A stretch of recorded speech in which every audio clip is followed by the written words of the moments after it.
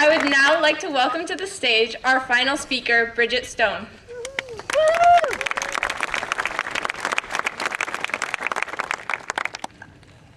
To stand on? During one summer, many, many years ago, I found a nest of robin eggs in an evergreen tree planted at the front of my house.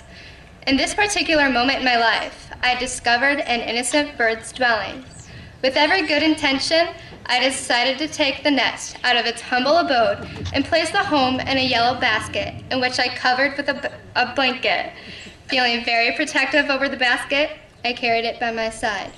The moment I had placed it upon the ground so I could take my turn going down the slide on the jungle gym, my cousin stepped in the basket and had destroyed the lives of a handful of birds. "Aunt Pam," my younger cousin tattled, "Bridgette hid bird eggs in this basket." To my childish shock, my mother had grounded me. However, I never understood why until I grew older. In this very moment, we are all baby birds at the edge of our nests. We are past the point of hatching, past the point of chirping, past the point of eating what our mothers give us. Today, we are ruffling our feathers and shuffling our feet. Today, we are looking forward. Today, we can feel the presence of encouraging eyes at the back of our heads. How does it feel to be compared to a bird? Perhaps the comparison is a bit sketchy. It is just my opinion. However, I want all of you to look at yourselves. What I just now described is metaphorically true, correct? Aren't we all on the border of spreading our wings? Aren't we all fidgeting anxiously in our seats? Aren't we all peering ahead to what is in front of us? Aren't we all feeling the tangible warmth of our loved ones in the audience?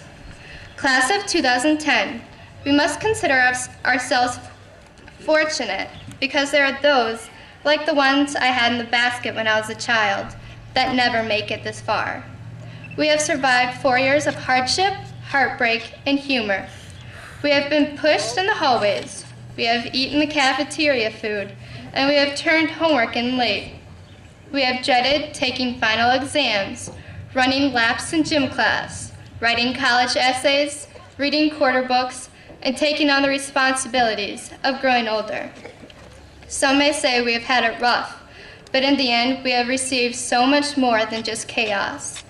Think of all the times when you felt accepted, loved, inspired, motivated, intrigued, or enlightened. Think of all the times when a stranger lent a helping hand and they became your best friend, or when a teacher spent a little extra time with you on a frustrating assignment and they became someone unforgettable. Moments like these are what have molded us into who we are today and who we shall be tomorrow. When the night is over, after we eagerly grab our diplomas, ecstatically toss our caps into the air, and fervently celebrate this wonderful event for hours on end, another chapter in our lives will begin.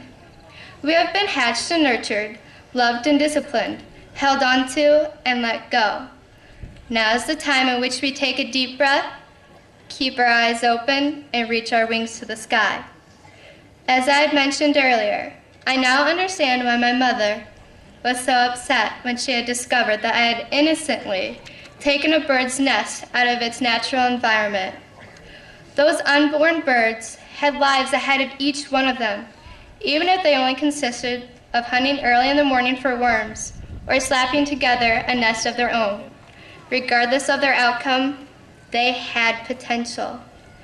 After the excitement is over and reality hits us hard in the chest once again, I want everyone to remind themselves of one thing. Class of 2010, we have made it this far. What in the world can hold us back now? Our wings may only be so strong, but we should never, ever doubt the strength that lies within us.